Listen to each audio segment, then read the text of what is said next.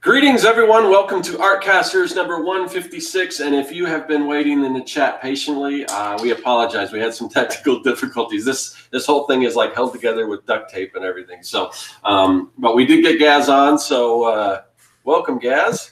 Thank you very much. I'm in a new configuration, so there may be cats involved.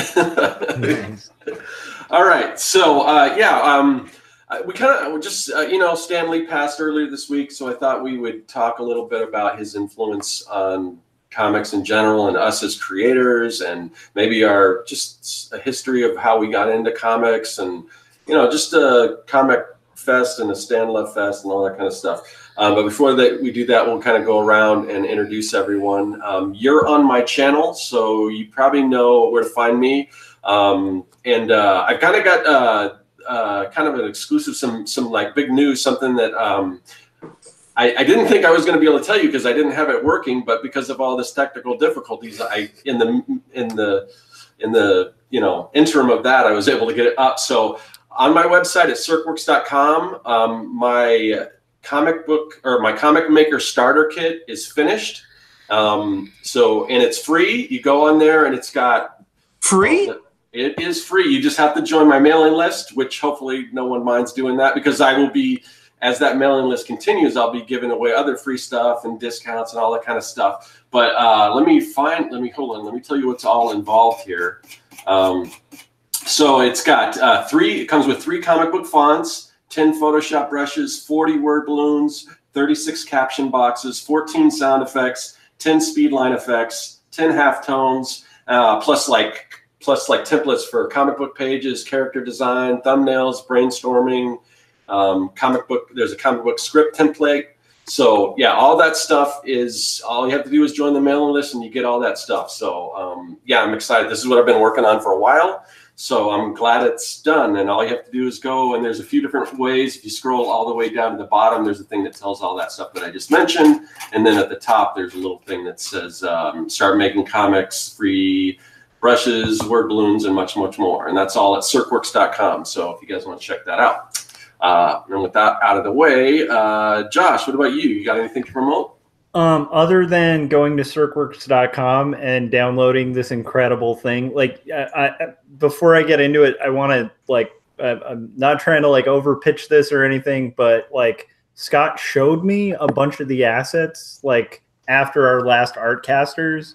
These are custom built fonts that Scott built himself, and they're really beautifully kerned, and the whole thing is full of assets you would actually use. This isn't generic clip art. It's if you guys are familiar with Scott's character packs, the zombie ones he did and stuff like that, there's that kind of level of care and effort into it. So definitely for just signing up for a mailing list to get all that for free, I mean, just to get custom fonts like that, it's worth it. So I really want to back that, because even him showing me the font building program and stuff, it's I want to dip into it. It looks like so much fun, and it's really cool. So anyhow, that said, you can check out my stuff at quarterlystories.com. You can check it out at topis.io. And by the time this episode's done ending, the newest page of Quarterly Stories should be up there for your reading enjoyment. And then you can check me out lurking on Scott's channel. If I'm not on Scott's channel, you can see me on my channel doing 48-hour art checks and all that kind of stuff, which is just look for Joshua Kemble with a K on YouTube. And that was really long-winded, but I literally can't say enough about how freaking cool that pack is that Scott's offering. So that's cool that it's up. Yeah, and it's good for if you're a digital creator or a traditional creator. I mean, you can print out the templates and stuff like that. Some of it, obviously the fonts and everything, but you can do what the hack that Kevin Cross came up with, where you can type your stuff out digitally, your fonts, and then print them out, or however you work. I mean, there's stuff in there for whatever kind of comic book creator you are. So. Oh, and I wanted to call out Skull Diamond in the chats too, because he keeps giving the devil horns, and I just really appreciate it. Is that what that means? I didn't know that's what that meant, but that makes sense. All right. Speaking of devil horns, we have the king of devil horns himself, the Gazbot. I think I've never been given that title ever. Well, I'd also like to just comment on Scott's thing. Scott's a fool. Everybody, he's giving it away for free. Now is your chance. Give him your email. Whatever. Give him whatever he wants because it's free. And then you can take the whole package and even if you like one little part of it, throw the rest of the way. You've gained from him. He's going to come to his senses and shut this down. So take advantage while you can of his ridiculous foolishness. That being said, I'm Gazbot.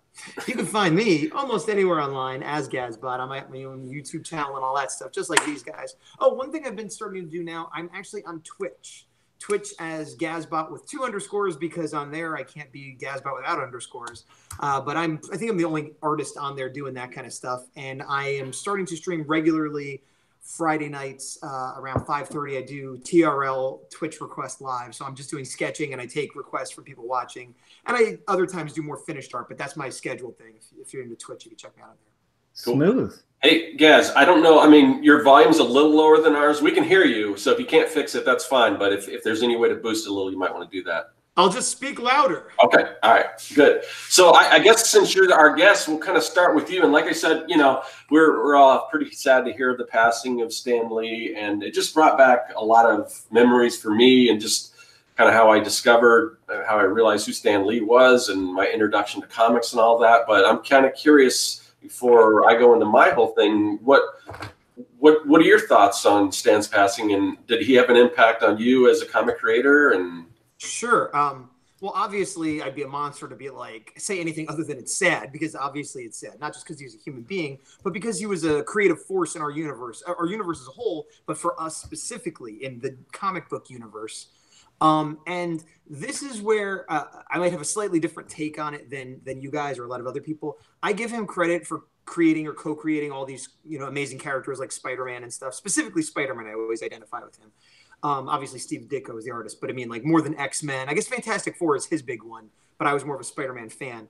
But more than that, and more than the writing he did early on that kind of helped shape the Marvel Universe, that's all great. But I was introduced to him as the sort of publisher, the editor-in-chief. So I was reading comics in the 80s, and his name was on every comic, but he usually wasn't writing it. It was usually Stan Lee presents, you know, Jumpin' Joe Shooter and, you know, whatever. And so I don't even know if I knew he was a writer or what he did. I think I thought he owned Marvel and he was just like the Marvel owner or something. And so in all these comics, he presented all this stuff, and that's just kind of how I knew him. And it went to another level. Around the time there was an X-Men cartoon, not the one in the 90s, but there was a pilot in like the late 80s, early 90s. It was just one episode, and it was called Pride of the X-Men. And he was the narrator. And he probably narrated things before. I may have even heard him, but I just, in my mind, I remember I knew him as that guy in the front of the comics. And I was always a Marvel zombie as a kid. I eventually liked DC, but I remember for a long time, I wouldn't even look at DC. Like I bought into the politics of it. Like my friend wanted to give me some comics, and I'm like, they're Batman, I don't want those. And he's like, you kidding me? These are worth a lot of money. I'm like, I don't care. I'd rather have worthless Marvel comics than expensive DC comics. It only lasted a couple of years, and then I was like, what? Comics are comics. They're all good, you know. But around this time, that X-Men pilot came on, and it aired on TV. And I remember hearing this voice, and he's like, I think there was like a little bit of an introduction, and he's like, hi, this is Stan Lee of Marvel Comics, reminding you to look around, your neighbors, your friends. You never know which one of them might be a mutant. And like, I'm paraphrasing, but like, I haven't seen it in years, but it really stuck out. I'm like, whoa, what is that? You know, like, and I, even before he said his name, I'm like, this is the guy from the comics. Like, I was excited for the X-Men cartoon just to see like what it looked like animated, but I'm like, I'm hearing the guy in the beginning of every comic. And this is a long way of saying that my introduction to Stan was less as a creator and a writer and more as this bigger than life personality, this sort of a, I don't want to call him a salesman because that makes it sound cheaper, but sort of a cheerleader, you know, a sort of a booster of Marvel and superheroes and excitement. And just like, he just seemed like an adult that was still a kid, even though when he was 95 when he went. So at that time he was probably like 60, you know, like I've always known him as an old, quote unquote, old man, yet he was always more energetic and fun than anybody I knew, you know? So it was just like, wow, if this guy's excited about it, it must be great. Like, I got to see what's going on. And that kind of progressed where, again, it was Stan the cheerleader more than Stan the creator. Like, learning about his accomplishments came much, much later for me. And there's a few other milestones as far as my comic creation career, whatever. I said that weird alliteration. He did a series of videos. Well, I had this book actually that a lot of us had. Oh yeah, yeah. The Marvel Way. And so this was again in that roughly that same time period. And so then I started reading it. Previously, I had read, like, oh, naturally being able to draw a head is, and now his voice is in my head, like, naturally being able to draw a head is only part of, like suddenly Stan Lee is reading it to me once I saw that narration he did. So that definitely was like the first art book I ever owned, and it got me excited about it. But then on top of that, a couple of years later, right when Image was starting to break, he did a series of videos called Stan Lee Interviews the Marvel Greats. And these were VHS tapes that were probably like $20 each that you can only buy at comic stores. And every couple of weeks I'd go and buy one. And I got some of the, Image guys, but I got some of the older guys too. And I treated them like, and I'd like watch what they're doing and listen to him. And again, it was them doing the art.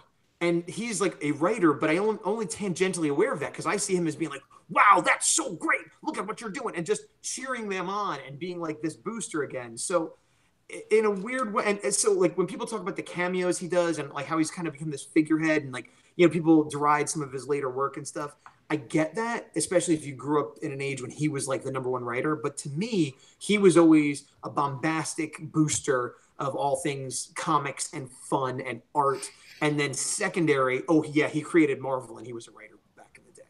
Yeah, my introduction is very similar to yours, but I was before the X-Men. I think my first introduction to Stan Lee was and kind of the opposite of you. I guess I was first introduced to probably DC Comics because of the 60s Batman was in reruns and everything. So, I was aware of Batman and Robin and then Superman. Probably, I don't know. It's hard to figure out timelines and memory and everything, but definitely when I do remember the old Spider-Man, like with the classic theme song, that Spider-Man, all that.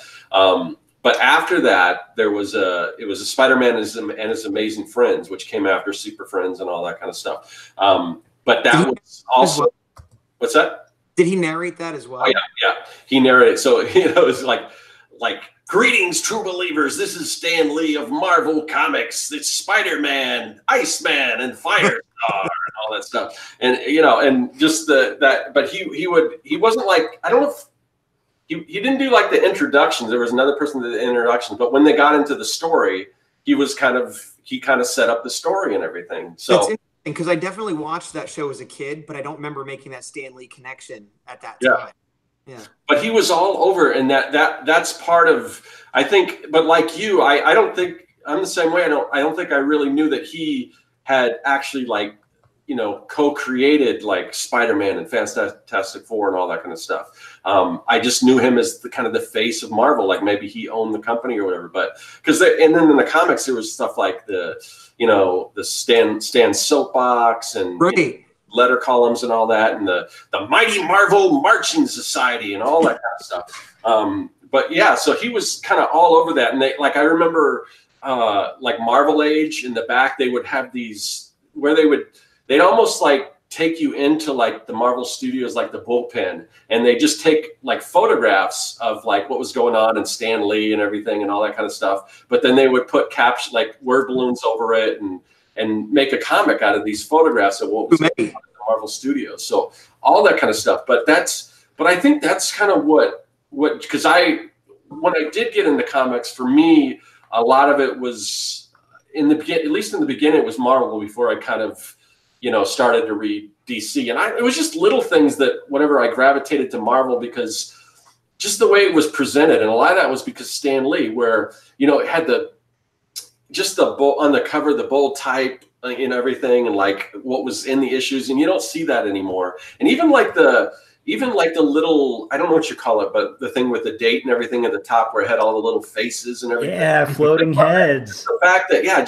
that, and I don't want to bash DC because I love DC as well, but they didn't have that. And for some reason, it was like, it seemed lesser to me because they didn't have that little thing. But it was just little things like that. And again, when you open a book, like you said, Gaz, he gave everyone these nicknames and all this stuff. So it just felt a lot more fun. And it's just like you're getting to know these people because they've got these nicknames, So if he was, if you were a creator back then, it'd be like Gazbot Gretsky and all this stuff.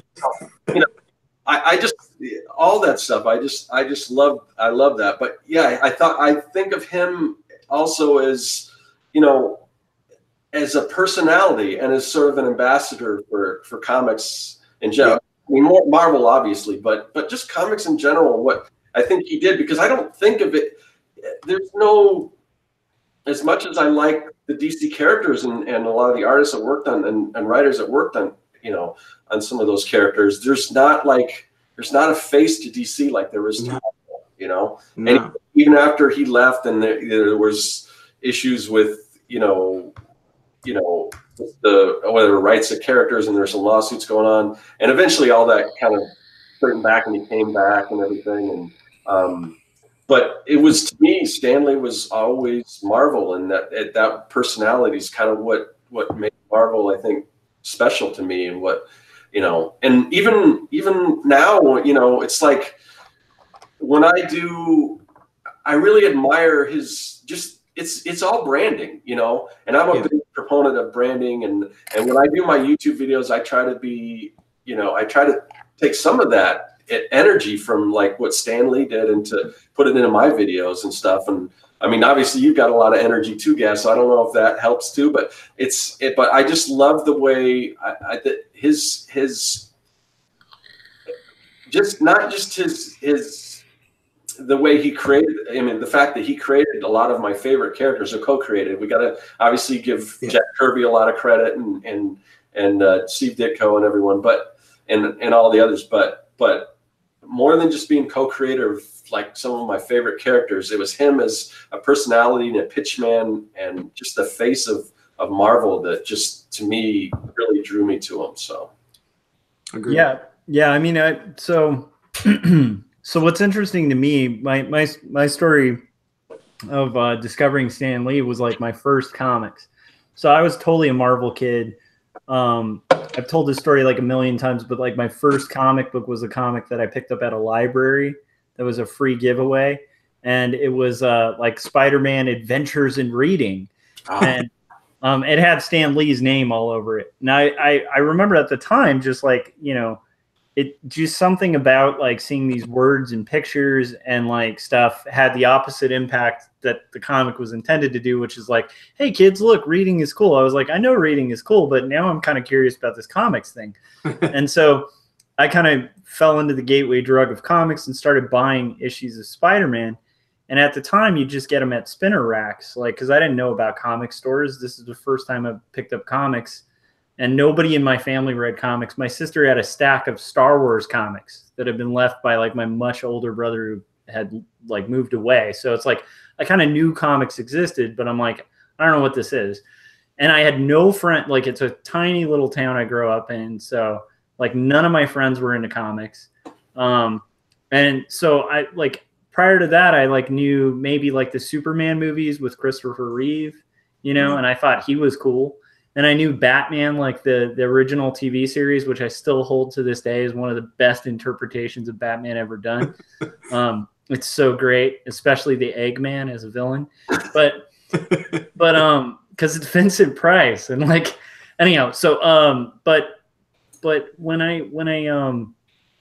I got into Spider-Man, because like I didn't know a lot about it, I just bought a bunch of these comics from Read More Gifts, and I just got really hooked on Web of Spider-Man, because that was like the 80s, kind of like if you were getting into the alien costume storyline a little late, that was kind of appealing. And so I followed it, and I just started religiously buying it, and eventually the spinner rack didn't keep up with my need, because I couldn't, like I'd miss an issue or something like that. So then I started looking up comic stores, and the next thing you know, I kind of discover Stan Lee. But I'm one of those people, I had the impression that Stan Lee was drawing Spider-Man. A lot of people do that for some reason. Yeah, and I actually got that impression from a lot of the literature I bought, like the first book of How to Draw Spider-Man, and there's not How to Draw Spider-Man, How to Draw the Marvel Way. And what's interesting is I don't know if that was an accident that I got that impression. Well, I'm looking at the cover. It does say by Stan Lee and John Buscema, so it credits the artist. Oh, yeah. He talks about, like, look at how great his drawings are. So this book does make it very clear that he's not doing the art. But oh, for sure. Yeah. But for some reason, as a kid, I just like something didn't register about the artists that were involved, and I just thought Stan Lee was like the first artist on Spider-Man.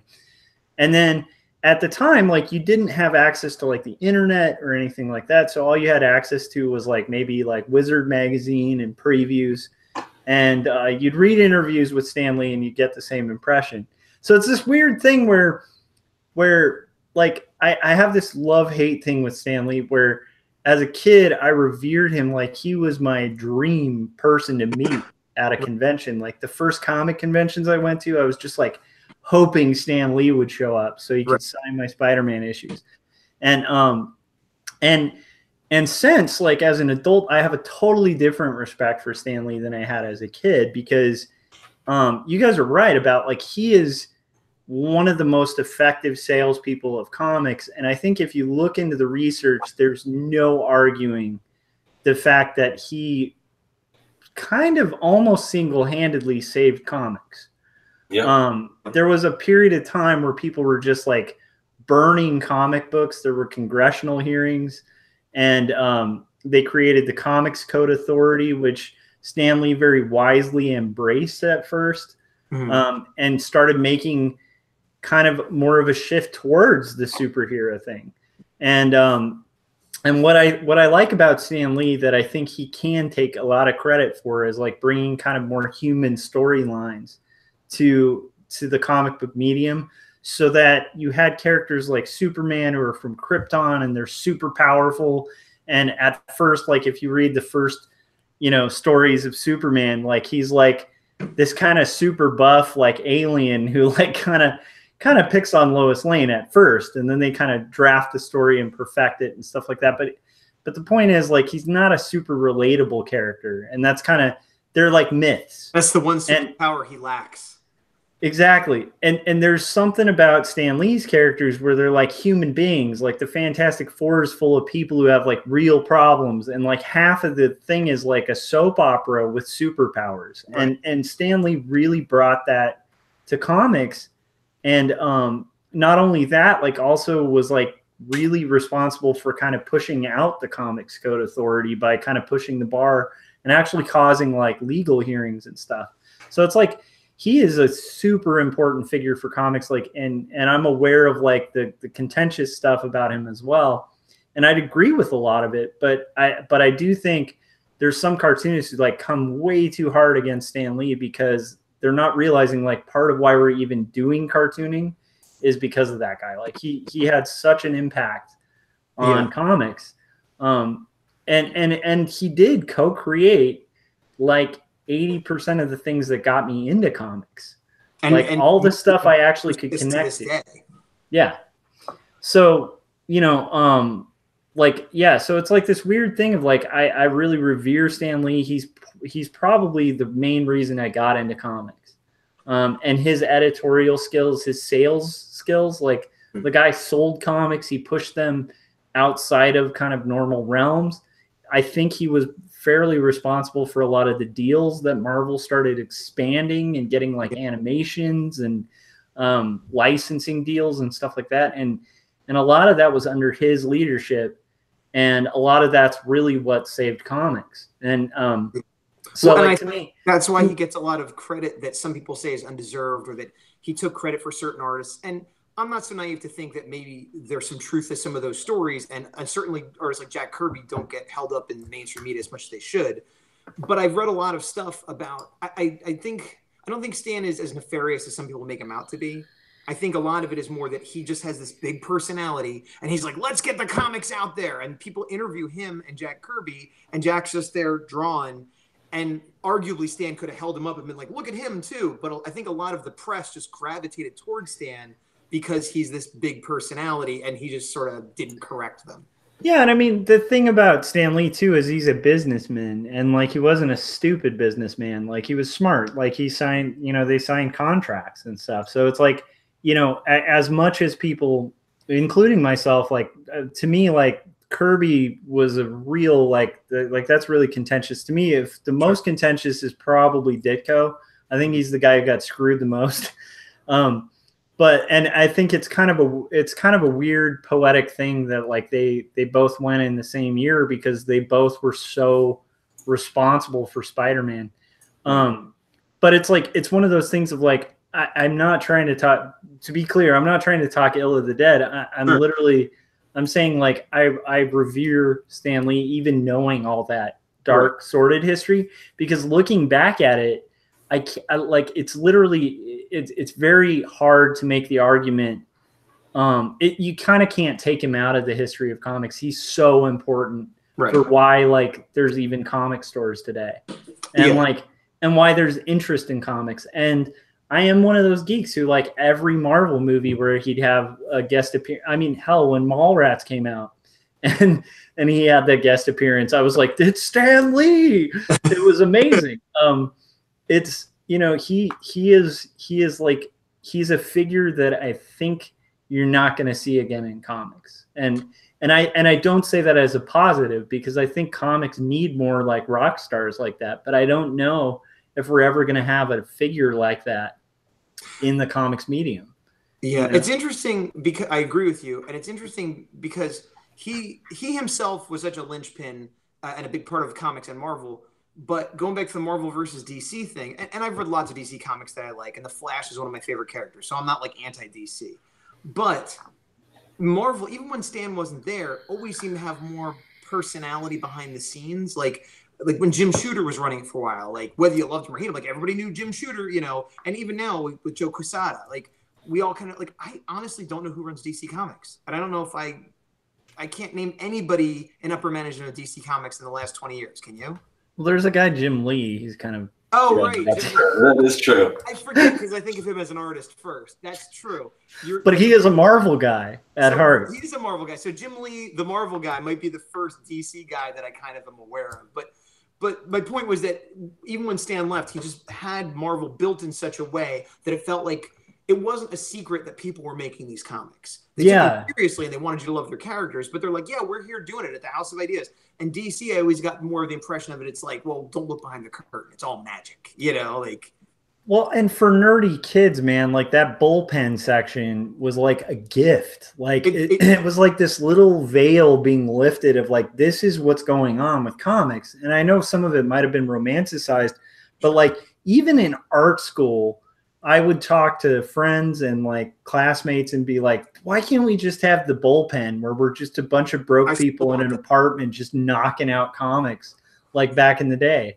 And the sad thing is with the way, even if comics survive and thrive for the next 100 years, that setup doesn't really make sense anymore because everybody could work remotely, whatever hours they want from wherever. But I think people still do, artists still kind of want that, because I've heard many times of like little indie artists getting a little studio together that kind of doesn't make sense, but they just want that feeling of community and of like throwing a Nerf gun at your buddy, and then they come over and tell you how your inking could be improved, and you know, like. But yeah, that's, would that need or desire for that exist had I not seen all those bullpen things from Stan? I don't know. Yeah, it might just be an image he put in my mind as a child. Yeah, and I mean his grasp of language, his I would even go as far as to say like, you know, his embrace, like his embracing of like social values. Like he actually pushed a lot of like politics into comics and kind of was unapologetic about it. And I like that. Isn't that part of what him and Ditko fell out actually? Yeah. Because they didn't agree on the same politics, and so Yeah, and anyhow, just a side note about Ditko, like one of the funniest things about Ditko, like commentaries on Ditko's personality is Alan Moore's Watchmen. Just there's a lot of little riffs about Ditko's character in some of the characters in Watchmen, but yeah, I mean Ditko was definitely a political guy too, and they didn't quite see eye to eye. But one thing I like is that Stan was really unapologetic. He always embraced just being kind of this spearhead for like the whole company. And he had a magnetic personality too. So even when he was out from being the spearhead, he was still like just like this great personality. And I've had friends who've like written him letters, you know, like up until like a year ago where they get a letter back, and that's a huge thing too. And I mean like a personal letter, not like a, oh, here's my stamped signature. And so to me, I think that's cool too. This is a guy who's like 95 and still, and probably loaded, you know, and still taking the time to write fans, you know, and be active on his Twitter feed and like be active promoting comics. I was reluctant to call him a salesman, even though, I mean, he kind of is. Yeah. But my reluctance comes from the fact that while he certainly is a savvy business person and a salesman and a pitchman and all that stuff you said, he clearly loves the material and has an excitement for that sort of thing. Oh, yeah. And that's probably what made him so good at being a salesman for it, because there was nothing false. It was all genuine, which is why at 95, up until the last minutes of his life, he was still creating characters and writing letters and working. And like, he didn't need the money, like you said. And he just wanted to keep doing it. And I think that shone through when he would be talking about it. Like, you could tell he really gave a crap. Yeah, and I think it's a good example to all of us too about authenticity, because if you like the worst people to ever hear talk about something, like you could hear somebody talk about the most boring topic in the planet, and if they're really interested in it, it gets you interested. Yep. And I think Stan Lee did a lot with that too, where he was so engaged and so passionate and so fired up about comics that it makes you fired up about comics. Even after I stopped, like I transitioned to all the indie stuff and stopped doing the, you know, following the capes and tights stuff. And I still would love seeing Stan Lee talk, because it would like reignite my love for like superheroes. Yeah. And I literally cannot think of a figure in comics who had that kind of personality and that kind of impact. And like I said, looking at the history, there's some darks. I mean, he was a human being is what it comes down to. So there's some dark stuff and there's some light stuff, but at the end of the day, he's a fundamentally important person. And I think like for all three of us, it sounds like a lot of us probably wouldn't even be interested in comics if it weren't for Stan Lee, you know, which is like huge. That's a huge thing. I don't know. I hope I didn't besmirch him too much. No, I think it would be disingenuous to not acknowledge that there are some negatives. Yeah. We don't need to dwell on them right now. Oh yeah. Scott, you've been quiet, man. So I was curious. I know, Gaz, you go to a lot of conventions and everything, and you're kind of an autograph seeker. Did you ever get a chance to meet Stan Lee? I've seen him speak live. I've been to panels he's done. I've never got a photo or an autograph or shook his hand. I definitely sought out experiences involving him, and I've enjoyed them all. He's very charismatic, very funny, regardless what he's talking about. And so I feel lucky that I got to see that in person. But there was always a huge line, like hours long, and hundreds of dollars. And when I started doing cons hardcore, you know, it's been like the last 7-8 years. Before that, I'd never been to a con he was at. And aside from, do I want to spend the money and the time online when I just saw him? Because like the minute you spend with him is not as exciting as the hour you watched him speaking. But I considered it. But he always, as much energy as he had, I always felt bad. Like, oh man, he's going to stay and sign for everybody. Do I want to add to that line? Does that make sense? Like it's probably more thought than I needed to put into it, but it was just cost money, cost a lot of time. And then when I get there, I'm just adding to this poor guy's day that will never end, you know? So I don't know. I never quite wanted to meet him, but I've waved at him from across the show floor and he's waved back. And, you know, like, I feel like I had enough of him. I didn't need more, if that makes sense. No, that's cool. So, because for me, my big thing with autographs, and I know, like I said, you collect autographs and things like that. To be clear, I don't collect autographs. Oh, you don't? And meeting people. If I get an autograph, that's just a byproduct of having. Okay. Yeah, because I guess then it is sort of similar for me. I would have loved to have met Stan in just a regular situation. I'm not the kind of person that would stand in like long lines and wait for somebody's autograph, and I don't want to throw any shade on anyone that does that, because I mean I understand it, but for me it's just like you're kind of waiting and then you're paying for the autograph and all that kind of stuff, where it just would be cool if you were just kind of to run into him and everything. Anyone that's ever had an interaction with Stan Lee, I've never heard anything bad. Like, he's always, like you said, you didn't want to you don't want to put him out because you know that he's just out there giving his all and really just up until 90, 95. I mean, it's incredible. I mean, we should all be so lucky. But like we try to get Kevin on the show, but he kind of has an interesting story. I don't know if you actually ever met Stan Lee, but he does have a Stan Lee autograph that it's kind of an interesting story. And I've heard him tell this before, so I may be wrong, but I think his dad was driving limos or had a limo company or something like that, and that he drove Stan Lee, and then he basically got Kevin an autograph poster. And some of the older videos where he had his studio all set up, you see that poster and everything. I just thought that was such a cool thing, especially if you're a kid. As an adult, that's it's cool and everything. But imagine if you're a kid and your dad said, "I met Stan Lee, and this is the poster." And even more so back then, because if you're a kid now, you could see interviews with Stan Lee, and you could you don't. Whereas back then, you might never hear his voice or see it's even more magical. Like a celebrity, you saw a celebrity. Right. You know what's fascinating about this too is I think all of us might have shared this experience, but it's the first time I actually heard Stan Lee's voice, it was very much like you described it, Gaz, where it was like, oh, that's Stan Lee. It just fit, and I was like, that's Stan Lee, that's J. Jonah Jameson. It's it's that guy. And it's that humor. It's just there's just a sound to it where it's you can tell it just from his writing. I feel like for just treatment of fans, Stan Lee and Ray Bradbury were probably on the same exact kind of standing for how they treated fans. Both I've met, and both I had conversations with, full out conversations. At a convention that was less busy, or in some other capacity? Stan at a con when I was a kid, and it was one of the earlier Comic-Cons back in the day when it was long boxes and sweatpants. Right. And actually it was the same convention. And then Bradbury, I got to have a further conversation with. If you guys never got to see him speak, I'm so he was literally one of the best. I actually went to he used to write these plays for a local playhouse in Los Angeles, and I bought a ticket to go with a girlfriend way before I was married and stuff. And he came in with a wheelchair and his assistant, and he was talking so much to us. He signed my copy of Dandelion Wine.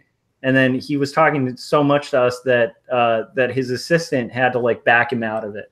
Be dude, okay, you've had because he was and this is a common theme I've heard about Bradbury, but he openly always drank wine. So he had a glass of wine, and he just have wine and chat with everybody. And it was a similar experience with Stan Lee, where he was sincerely interested in me as a kid when I met him. And it's I don't know, it's he like I said, the way he treated fans, the way he was passionate about comics, it literally it's a rare thing, and it'd be cool to see more of that. And I am kind of curious, do you guys see any future Stan Lees?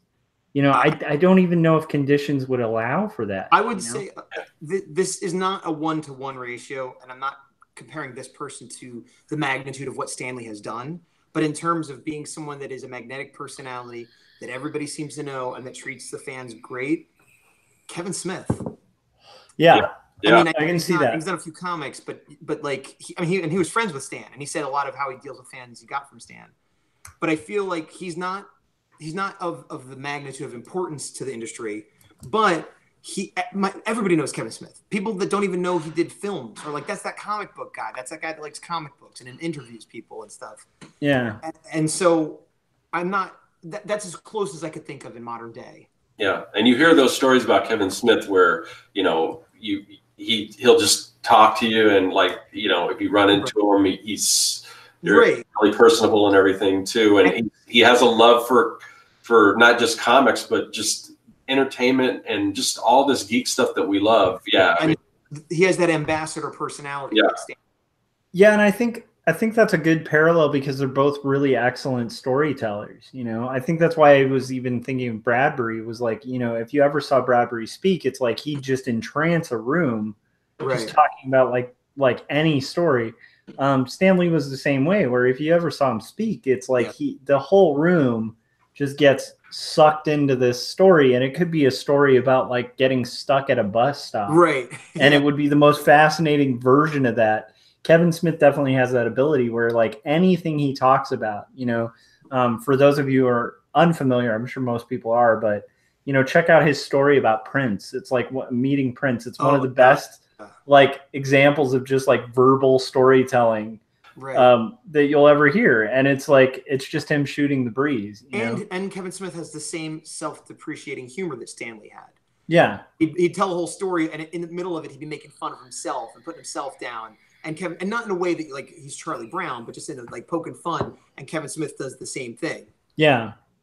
Yeah. And like I said, I think with all, like, I wanted to acknowledge some of the darker stuff, but at the same time, like with all of that said, I don't think it was nefarious. And I think that's where he gets, you know, badly painted as a figure in comics. And like, especially a lot of the indie guys will be the ones who are like, that guy, you know, but I do think you really like it. The more you read about the history of it, it's so rich and interesting and fascinating.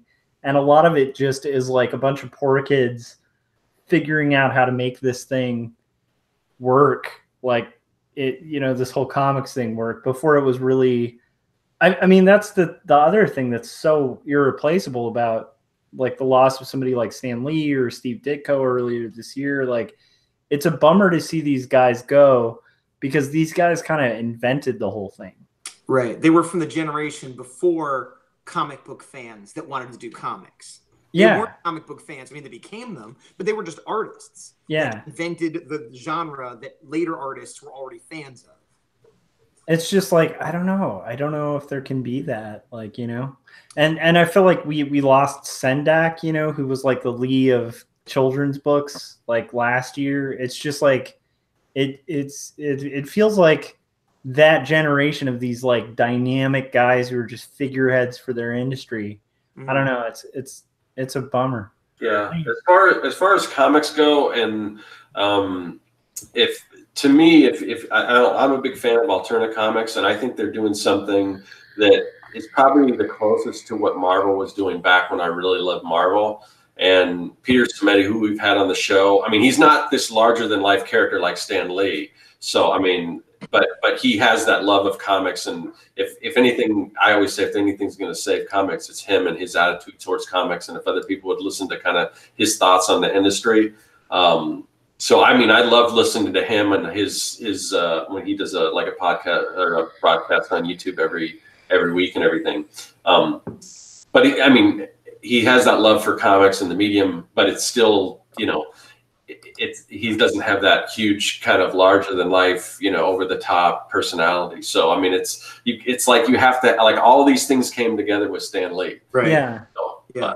But you're right about like Peter Simeti. He's not myopic. He's not thinking about like a small niche industry. He's thinking bigger than that. And I think that's the thing that really makes Stan Lee so amazing is like, you look at the opportunities that he just embraced and took charge of, like with Marvel, considering there were points where Stan Lee was like editor at Marvel and it almost went under. I mean, like I don't mean it, I mean like the whole thing almost went under. Yeah. Well, and that's going back to like more creatively inspiring. Like as a kid, he was just this crazy, you know, comic book dad. But as an adult, and I don't remember when I learned this, you know, I was already an artist, already kind of wanted to do comics, but it was a couple of years ago that I kind of heard about when Marvel was tanking. They were doing some superhero stuff, and it was they were falling apart. He wanted to quit, and that's what was his wife's name, Joni. He was like, well, you know, before you quit, why don't you do one of those stories you always wanted to do and just do it for yourself? And this is basically when he created the Fantastic Four, co-created Fantastic Four, was a sort of like, well, it's over. I'm quitting. Who cares? I'm just going to do what I always wanted to do and give it my all, knowing that it's going to fail and I'm going to quit or be fired. And that was the Fantastic Four, which kind of saved Marvel and comics in general at that moment, which is great for the industry, great for history and all that. But I take a different lesson of he decided to just do what he wanted, and it was the most successful thing he'd ever done, arguably. The most important and successful thing he's ever done was when he said, F it, I don't care about anybody else, I'm going to do the thing I want to do. And so that, like, talking to an indie creator, that's the whole ethos. Now, granted, he's become the man, he's become corporate, but he started as indie as you can, just do what he wanted. And so I always think about that. And I'm not even a huge Fantastic Four guy, but I kind of love it just because I know that was born out of his, this is my last chance to do a thing, and I'm going to do it the way I want to do it. Well, and considering the time, Fantastic Four just brought this element, I'm not a big fan of it either, but it did kind of bring in that element of humanity to these super characters. Yeah. And I don't know. I mean, there's so many smart business decisions he made. I don't want to just categorize him as a businessman in a cold way, because I think he was a businessman in the best way, because if you think about a really good businessman, it's a person who's actually selling a product they believe in, Agreed. They're not trying to make money. They're trying to create success for things that excite them. Yeah. And there are so many times where I think that guy could have just cashed out and been comfortable for the rest of his life. And yet he continued all the way up to his last day in comics. He was an evangelical comic creator. And I mean, I'm a big proponent of I mean, this is gonna sound bad, but it's I even got a tattoo of George Harriman's Crazy Cat on my arm, because it's a reminder.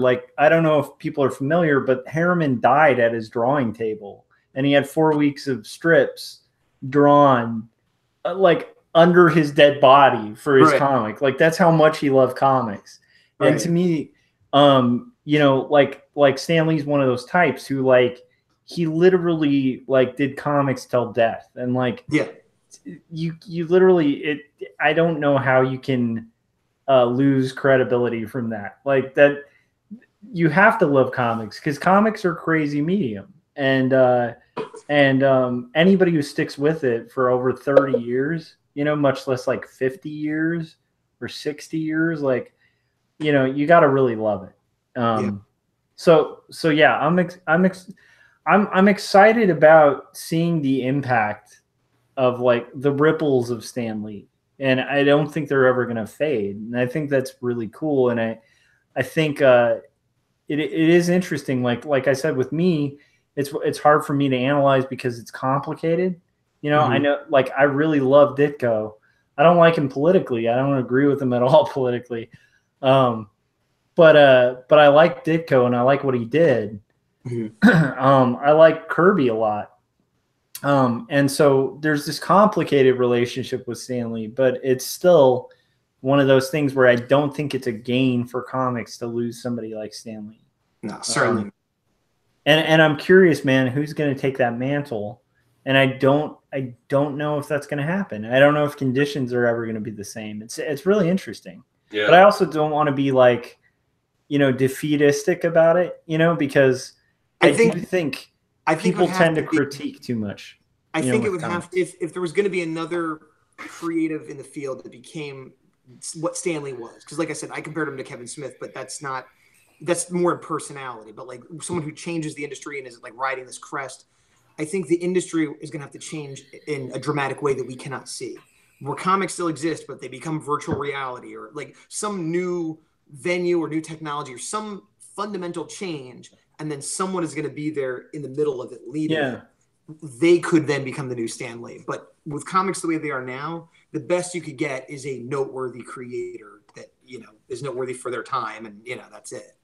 Yeah, and I mean, just to kind of reinforce the importance of Stan Lee too, it's I made a career out of making really crappy comic cover type T-shirts, and one of my most popular designs was the League of Cliche Supervillains, right? And that was definitely a riff on Kirby, but I guarantee you Stan Lee was the guy who's make it a big floating head, you know, and I love floating heads. I love that. I love that on Spider-Man issues, you'd see a floating head right under the issue number. And I don't think that was an artistic decision. I think that was a Stan Lee decision. Sure. Just from having read Stan Lee, it's he would be the guy who's like, put Spider-Man's head right here. And the artist would be like, are you sure? And he'd be like, dude, trust me, the sales will be great. And it would work. And the weird thing is like even the corny advertisements, I think Stan Lee's hand is kind of spread very broadly over comics. And I definitely think for kids like you and I, Gaz, who like grew up in the 80s, Scott, like, you know, you were at kind of prime time Stan Lee time. It's like, I think for people like us, it's like, it's so embedded in who we are. Like, I haven't frankly even processed it. That's where I'm kind of at. Like, cause I don't even know how to feel about it. It's weird, but it's kind of like when, like, I loved Elliott Smith when Elliott Smith, that's kind of how I feel. It's very similar where I'm like, I don't even know. Like, I really like Stan Lee. So it's a weird thing, but Corey in the chats was saying he'd be all over a bullpen. His studio is lonely, and Ice Sketchson is begging for a Stan Lee title. So if you guys can think of one, For who? Ice Sketchson. Ice Sketchson. Yeah, but what do you mean a Stan Lee title? Like a nickname. Oh. Well, I feel like if we wanted to start with an I. You have to know the real name before you could, you know.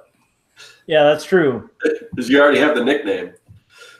Well, pretend it's their real name, and then it's like, I don't know. I can't think of any good I words. The incredible Sketchson. Yeah. Yeah. There you go. Sketch Celsior. Yeah. But I mean, the thing I was going to say is that you know, it's kind of crazy how Stan Lee just became this ambassador for comics, and just he is the face of comics when he didn't set out to do comics. He wanted to write like the great American novel. Right. But if you ask me, he kind of did something way greater than that, because there's probably a lot of people that you could say wrote the great American novel, but how many people have done what Stan Lee has done for comics? I mean, to me, he is comics. I mean, when you think of comics, is there anyone that would come to your mind more when you think about comics than Stan Lee? I mean, Kirby's the only one. Yeah. I mean, I guess if there was like a Mount Rushmore of comics, it's Stan Lee, Jack Kirby, and then, I mean, you could say Ditko, or you could, you know. I think then after those two, everybody would start arguing, basically. Yeah. I also think like even Kirby, he's a guy, like, here's the weird thing about comics is like most people, even the hugely famous in comics, could like walk down the street and not get stopped by tourists. Right. Stan Lee is probably the only guy in comics who could not leave his house without getting stopped and asked for an autograph. And, you know, part of that is because of his exposure in all media over time, starting way back when it wasn't common, like being on cable access. Yeah. But another part of it is he has an iconic look that hasn't changed in 50 years. Yeah. His glasses and his mustache and his slick back hair with the white and the like, he's like a cartoon character. He developed a look. I mean, you look at pictures of him in the old Marvel Age comics, you know, from the 70s, and pictures of him from the 60s. His hair got a little whiter, and he maybe got a little skinnier. But otherwise, he looks exactly the same. So, you know, any quote-unquote normal person, like, doesn't have that same, you know, you could spot Stan Lee from across the street. Yeah. I know you guys, and if you're across the street, I might not know if it's you. You know what I mean? Like, he was just such an icon of the way he looked as well. And the voice too. I mean, you hear the voice too. I've heard a lot of stories of people talking about how they heard Stan Lee's voice and turned around and like, oh, it's Stan Lee, because that voice, you know? Right. Yeah. So yeah, it's and again, it's like everything. It's all these components together. It's the voice, it's the look, it's the catchphrases, it's the, you know, just it's just everything. It's they'll never. And his longevity was such that it's one of those things like a Madonna or somebody like that, where they're around so long that they're awesome, and then people get sick of them, and then they're awesome again, and then people get sick of them, and then they're ironically cool, and then they're legends. You know, like he just, like, his success and his popularity went up and down a little bit through the years, but he lasted long enough that his legacy is going to be an enduring one and a generally positive one. Oh yeah, there's no doubt. And like, you know, so what's interesting is in the wake of like the loss of somebody like Stan Lee, or earlier this year, like Steve Ditko, you know, like these guys who kind of created these iconic characters that, you know, they've made IPs that Disney's going to make tons of money off of, you know, to this day. Right. And they were made like 50 years ago. I almost feel like it's like a call to action for those of us making comics, even those of us like indie guys, you know, it's like really, whether you're critical of Stan Lee, whether you support Stan Lee, like who's the next Stan Lee and what are you doing to contribute to comics? Right. Like what are we doing today to kind of advocate for comics? Like what are we doing as artists to like, you know, to advocate for our business to the extent that Stan Lee did? There's literally a lesson there in like a character like that and a figure like that, because like there aren't a lot of celebrities in comics, you know? Right. And to get to that level, it did require some like insane power of persuasion and, you know, some writing skills and a persistence. Like you know, Stan Lee used the word Excelsior to his dying day. Right. And that is literally his word. Like nobody uses that word.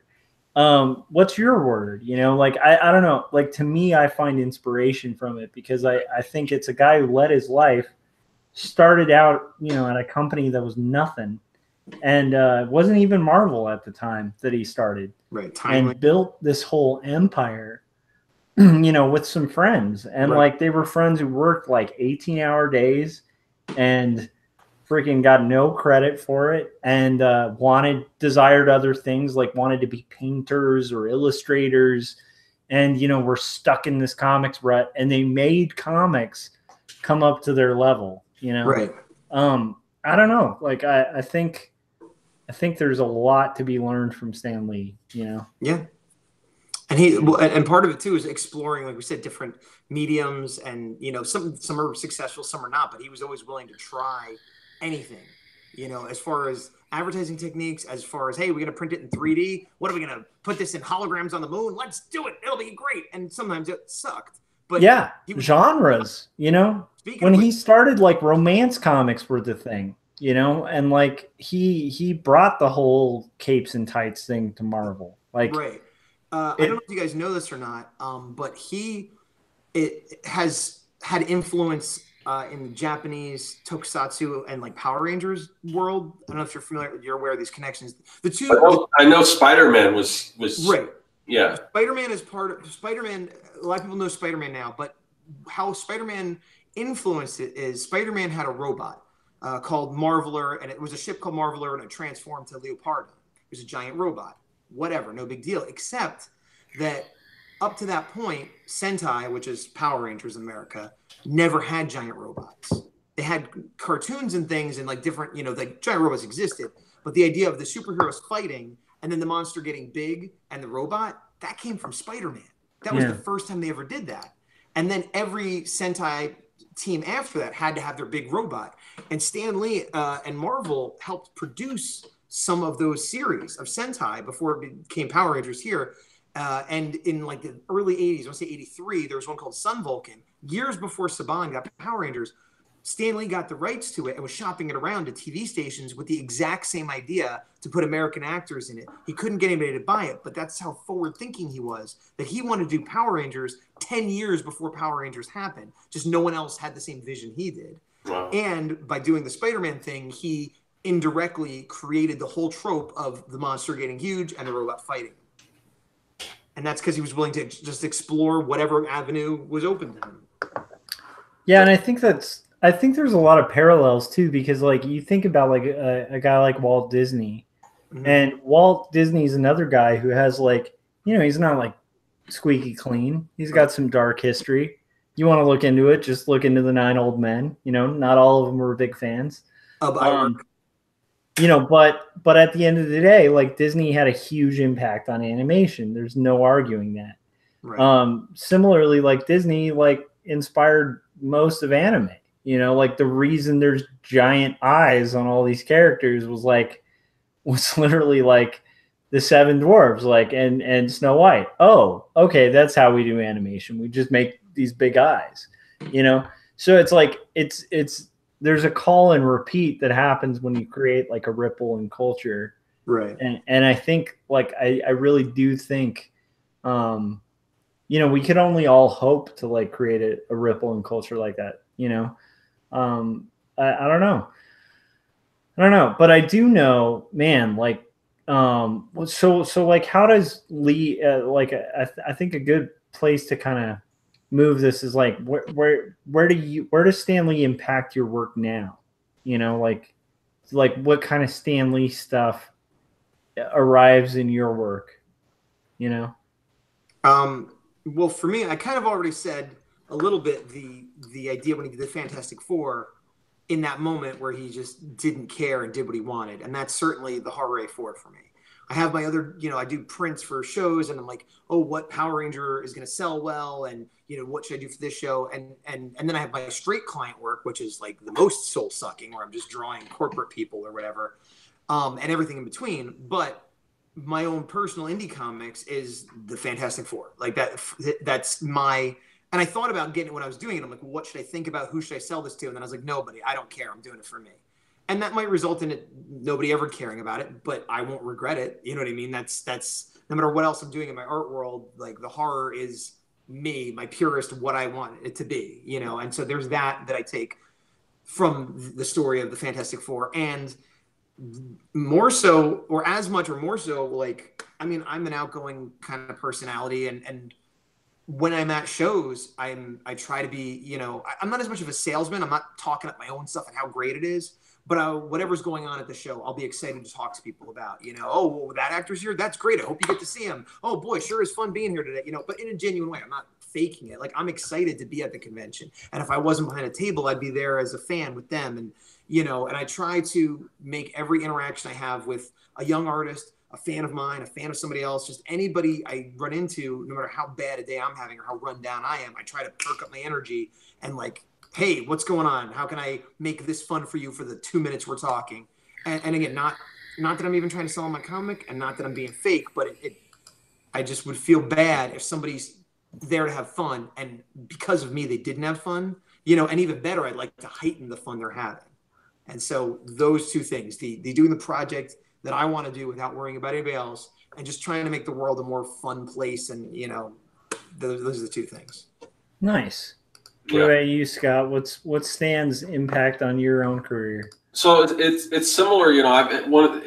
We talked about before how he always had time for the fans, and you know, I try, you know, with my YouTube channel, I try to answer, you know, when somebody leaves a comment, at least right now. I mean, I try to always get back to everyone. I try to, you know, carry on conversations, or if I'm at, like Gaz said, if I'm at a convention, you know, I try to, you know, I try to do what Stan does and get a chance to like talk to people, and I'm not as outgoing as like Gaz is, but I really try, and Stan's somebody that I look to for inspiration on doing that. It's the same thing when I like do my video. I'm trying to be as larger than life as that didn't sound right. Yeah.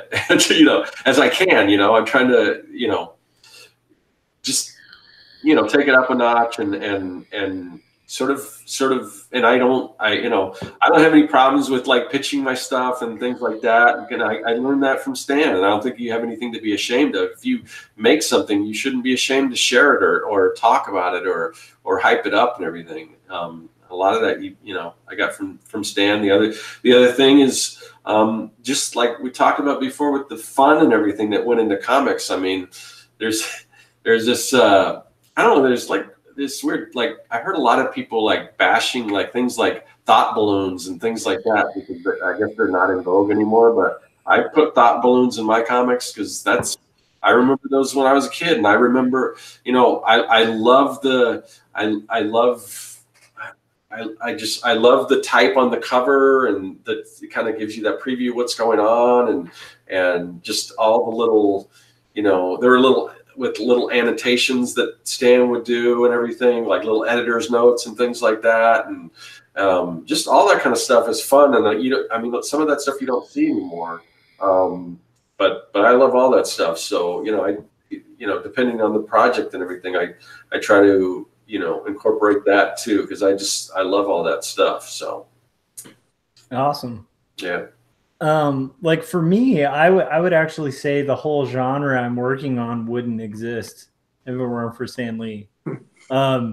Because like I literally couldn't do the kind of comics I'm doing if it weren't for Stan Lee kind of duking it out with the Comics Code Authority, and even him doing that. You look at the Comic Book Legal Defense Fund, and a lot of that was started after Stan Lee. He really changed the game for comics. He really stood up for comics. He stood up for free speech. And he brought the personal to comics, which is like something I'm really interested in focusing on in comics.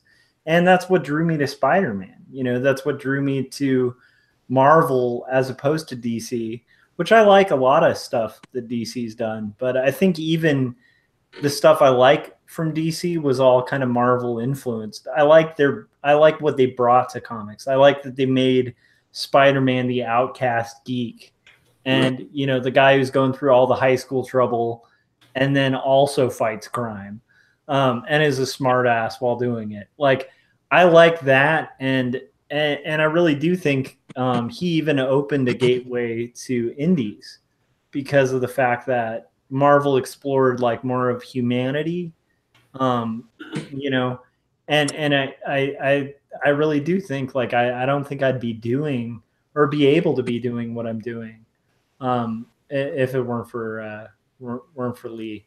And then for like just graphic design stuff, man, like he brought cheese like on a level to comics. And I think a lot of those like blasts that you'd see on old Marvel comics and the like, jam-packed issue kind of stuff, like I think a lot of that was guided by him. And criticize it for all you for what you will, but like I built a whole career on that for a long time, like art based on ads for underwear in comics, and those ads were closed deals like that, have a lot to do with Stan Lee. Like, so it's weird. It's like his reach is all over what I do, whether I like it or not. And I'd like to see more indie guys accept that too. And I think they do, because it's one of those things you kind of just can't argue with. Right. Well, it's like you said before, whether you love him or hate him or anywhere in between, you can't deny that if you're in comics at all, he's had a huge impact on your life. Yeah. And like I said, like what he brought to comics was a whole different realm. And there's another thing I wanted to touch on that we haven't touched on, which is he's also one of the last of the generation of people who did comics who were in the military. Like he was straight up like enlisted in the military. So was Kirby. Right. It's like these are guys who were not, I don't know, they weren't like weak artist types. Like they were like, the type who could enlist in the military and then be like, let's do this comics business. And I think there's something to be said for that too. I kind of think of them as like the Mad Men characters. Yes. Like, where they were all creatives, but they were like hard drinking, hard punching men that like, also could draw. Like, yeah, and I'd like to see more of that, in comics. I don't know. It's a really interesting topic, man. I don't know where we end on it because it's just, it's Stan Lee. Yeah, I don't think there is an end. I guess like this isn't the thing to focus on at a time when a man's life has ended. But one of the first things I thought after he had died, and I processed it for a minute or two, like that sucks. I was like, I wonder if he already filmed his cameo for the next Avengers movie. Well, yeah, he has, from what I understand, I think there's like cameos filmed for another 5 or so movies. Which is bittersweet because now it's going to be like, oh, there he is. And you want to see it, but it's going to take you to the movie movie for a minute, and then at some point they're going to be done. Well, you know what I would say is they'll probably never been done, because I think one way or another there'll be a Stanley cameo, even if it's like a photograph in the background somewhere or some homage to him. As, oh, look what they let him do this time. Hey, look, he got a funny line. Like it won't be the same, and that's just such a small part of his legacy, but it's a current thing that selfishly I'm like, oh, that's the thing that like in the moment is going to affect me the most, is not seeing those cameos. Yeah, makes sense. Yeah. So I didn't want to be such a bummer. No, I mean, it's kind of, it is sad, but it's kind of like, I mean, but you know, he had an incredible life, and it's just like, we should all be so lucky, you know. Seriously. I haven't been able to look at the chat with my setup. Is there anything we want to address there? I don't know if it's still really going. Let's see. Scott's checking the chat right now. I'm chatting to fill the. Keeman says Stanley was one of the greats that got me into making comics. Yeah, I mean, I think that, you know, like I said, I mean, he just impacted so many of us. I mean, it's just, you know, who knows, you know, if it wasn't for Stan Lee, you know, if any of us would be doing this, you know. Yeah. Like what Josh said, even with, you know, where he's at now, where it's totally different than what you would think would come from like a Marvel or something, but he was really the one that kind of started making these characters real, that relatable, you know? Yeah. So. Yeah. And I mean, like, as much as I'm not, like, I'm kind of with Gaz on, like, I'm not a huge Fantastic Four fan, but one of the things that Fantastic Four brought to comics that was interesting was, like, people would fight and then they'd actually have like aches and stuff after they did a battle, like they're human beings, like doing this stuff with these fantastic powers.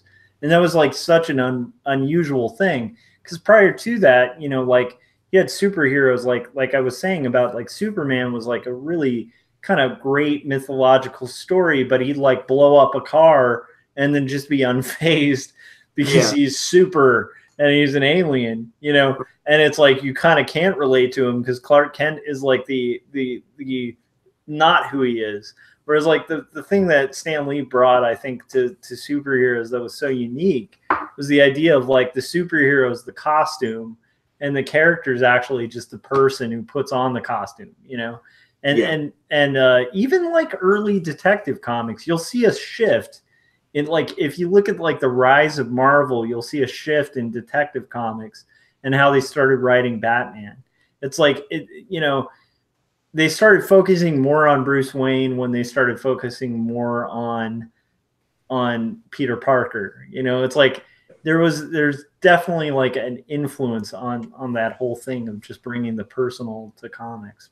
Going back to what I think Scott was saying about getting rid of the thought balloons, like, that's a big part of it too. Like, hearing in the inner thoughts, not just like, oh, I hope the cash is in there when I bust in because I need to save the bank. But, like, even Superman, who might be doing the super heroic, nothing phases him, in his head he might be thinking like, oh, I hope Lois isn't worried about me because she thinks Clark, you know, like, just even adding that, even if they're still super invulnerable, but showing that they have thoughts other than I'm going to punch this guy, helps flesh them out in that way. Yeah. Jim said Kevin Smith said he was going to meet him this week after not seeing him for a year. That hit me in the feels, and that's totally true. And then, you know, that's another reminder is, like, you know, there's these guys that are your heroes that aren't always going to be here. So, like, you know, sometimes maybe it is worth like a wait to like get a signature and meet your heroes, you know? Yeah, no, I know what you mean. You know, like I said, you know, Bradbury like literally died like 2 years after I met him, and I do not regret that interaction, you know. But it, you know, it's one of those things too where it's like you want to respect people's humanity and stuff like that. Yeah, the closest I ever had to that was I met Ralph McQuarrie and got him to sign my Art of Star Wars book. And he passed away not too long after that. So, and he was up there too. He lived a long life too. But yeah. But yeah. So I think I think we've got a lot out of this. It's like one, you know, people are complicated. Yeah. Two, like, you know, if you're in comics, like, you know, try to make an impact. If you can make an impact like Stan Lee, great. That's amazing. Yeah. We need that. Yeah, we do. We really do. We need spokespeople for comics, you know. And you think about it, it's like the properties that are making so much money right now, most of them he had a hand in, you know. Right. So like, what is the thing that's going to take the place of those things? You know, maybe it's Keeman's next comic or Jim's, or like, you know, the half the people in the chats, like, you know, it could be that. And I think that's what we should be aspiring to do, you know. Certainly. Yeah. Just to kind of touch on that kind of stuff. You know, like I'm a huge fan of indies, you know, and like a lot of indie guys, like I really cannot reiterate enough. A lot of that indie stuff, a lot of like Raw and Zap, you know, created a lot of like legal trouble, and that those legal battles, like just from a logistics standpoint, wouldn't have been possible without the battles that Marvel went through in like the 50s and 60s, you know? So yeah, you got to respect Stan Lee. It's crazy. Yeah. Well, I don't know if is there anything else. I don't know how long we've been going, because I don't know when we started. Because over an hour at least. Yeah.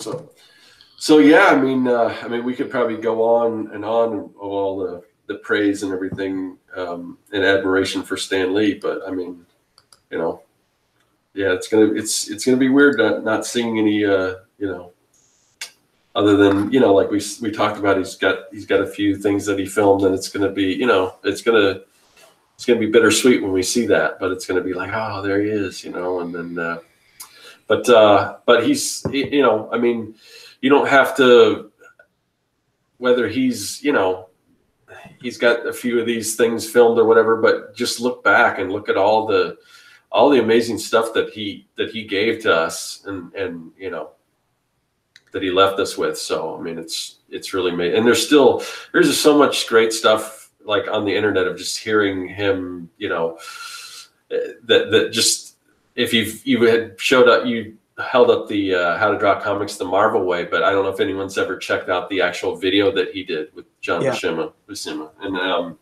but it was just, it's just classic, because it's like, you know, he's all hamming it up, and how do you pronounce his name? I always say Buscema, but I don't know if that's right. Yeah, I thought it was Buscema. But anyway, he's just kind of like yeah, let's just get to it, and let's draw comics, and it's just like these polar opposites, and it's so fun to watch. Yeah. Do some magic with your brushes. Yeah. But yeah, and there's so much of that, and the comic book greats. I've got somewhere I've got those on VHS. I mean, yeah. You can find those on YouTube now, as well as looking up. Yeah, all that stuff's out there. Like really old, like it's funny because it was really old, but he was still like 40 or 50 in them. Yeah, talking about Marvel on like what looks like a cable access show. I don't even know what it was. Just like him and someone else sitting there, and he's like, "Well, yeah, here's my thoughts," and he's kind of talking about like what comics are, but in a way of like, this is what I want comics to be, you know, like before it got there. But you can find a lot of cool stuff searching around. Right. Yeah. I mean, yeah, it was Stan Lee. It's just, I'm just happy that he lived as long as he did, and he created so many cool stuff, and, you know, a big part of my childhood and who I ended up being, you know. I mean, he had a big part in that. So couldn't have done much better. I mean, I don't know what he could have done better with his life. No, not really. So, why when we sign off, why don't we give him like a 1, 2, 3 Excelsior? We could do that, or enough said, or whatever. Yeah. Well, it's been like, as much as we're praising him, it's been kind of a low energy downer. So this would be like a happy note, you know? Yeah, let's do that. Well, we'll do the Excelsior, but let's go around like we always do first, and let everyone know. So yeah, Josh, where can everyone find you? So you can find me on quarterlystories.com. I want to really quickly just read something Stan Lee said in 1970 to kind of bring up the mood, because this is how badass this guy was. So he said, let's lay it right on the line. Bigotry and racism are among the deadliest social ills plaguing the world today. Keep in mind, this is during the civil rights movement. He's saying this. But unlike a team of costume supervillains, they can't be halted with a punch in the snoot or a zap from a ray gun. The only way to destroy them is to expose them, to reveal them for the insidious evils they really are. And this just goes on. You guys should look it up. Yeah. But I'm just saying, this is an editor who like took a stand when the stand was needed, and like really just doubled down in his soapbox. So if you guys are ever curious about just the character of Stan Lee and kind of like more of the punk rock nature of him, look up like Stan's soapbox, and you can read a lot of things like that. But that's one of the reasons I really admire Stan Lee, and I still will look to him today with respect. So anyhow, so check out my stuff at quarterlystories.com. You can check out a new page on topis.io probably about an hour after we're finished. And Gaz, where can we find your stuff? Well, I'm Gazbot almost everywhere. I got my own YouTube channel. I got my nifty own Instagram. You can find me on Facebook, all the usual places. But as I said, where I am new to is Twitch. And it is Gazbot with 2 underscores. And I will be on there infrequently, but specifically Friday nights from 5:30 to 7, doing Twitch Request Live, where you can tell me to sketch something and maybe I will. Cool. And as for me, you're on my channel, so you probably know where to find me. And I was going to say, I feel kind of weird pitching something, but if anyone wasn't opposed to pitching, it was Stan Lee. So I'm going to do my best Stan Lee and say, go to circworks.com and, check out the Comic Maker Starter Kit. Like I said, tons of stuff. Like, again, the brushes alone, it's worth the cost. Well, there is no cost. It's free. But no, again, 3 comic book fonts, 10 Photoshop brushes, 40 word balloons, 36 caption boxes, 14 sound effects, 10 speedline effects, 10 halftones, and tons of templates and things like that. And all you have to do is join the mailing list. And if you join that, there will be more like free stuff and discounts and all kinds of and tips and things. I want to have a really cool mailing list where I've got like tips and like maybe even like a video in it. So just sort of an extension of what I'm doing on YouTube and everything. So yeah, definitely check it out. And also, so the Artcaster show that we do, if you want to know when to find us, because it kind of switches back and forth from Josh's channel to my channel and back to Josh's. And sometimes it's on the same time. Next week, if we do it, I know Thanksgiving's coming up, so I'm not sure if it'll happen next week. If we do it, it may be on like a Tuesday or a Friday. If we do, if not, we might take a break. But the best way to know when we're going to be coming out with a new episode, whose channel it's going to be on, and all that kind of stuff is to join our mailing list. And we don't spam you or anything like that. There's a link in the description. And we just like to send out a little notification about 30 minutes ahead of time.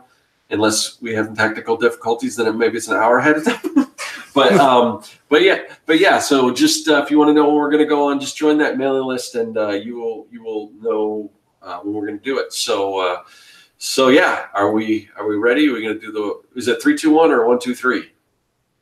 1, 2, 3. Okay, ready? I'll count it off. 1, 2, 3. Excelsior! I love it. Enough said.